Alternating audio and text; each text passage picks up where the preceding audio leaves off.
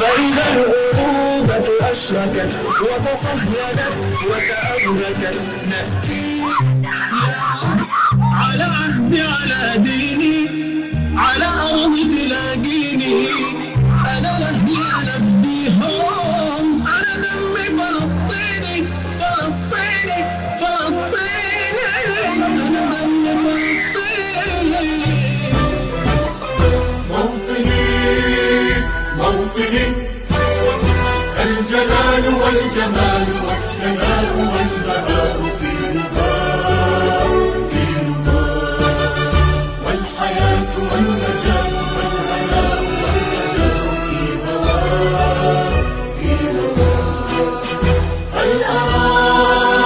هل أرى سالما منعما وغانما مكرما سالما منعما وغانما مكرما هل أرى في علاه تبلغ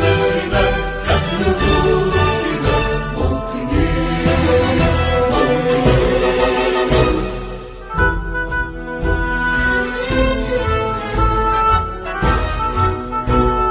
من هذا الجدار الفاصل راح أضرب مثال بسيط والمصداق راح يكون يمكم.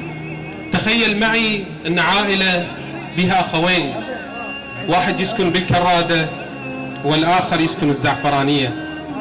تخيل يجي يهودي هسه ما أريد شو أسميه لقيط، لا يعرف هذه البيئة، لا يعرف هذه الأرض، لا يعرف أي شيء عن مبادئها ومتبنياتها، يجي يفرض سطوته ويفرض قانونه ويمنع الأخ أبو الكرادة من زيارة أخوه أبو الزعفرانية في حالة مرضه، في حالة فرحه، في حالة حزنه، مشاركته مناسبات حياته المختلفة. تخيل معي كم هذا الشعب مضطهد، كم هذا الشعب يعاني. تعالوا خلينا نتخيل أنه مراقدنا المقدسة في كربلاء، في الكاظمية، في النجف الأشرف، في سامراء، في بقية المدن العراقية أقل من 45 سنة ما مسموح لك تروح.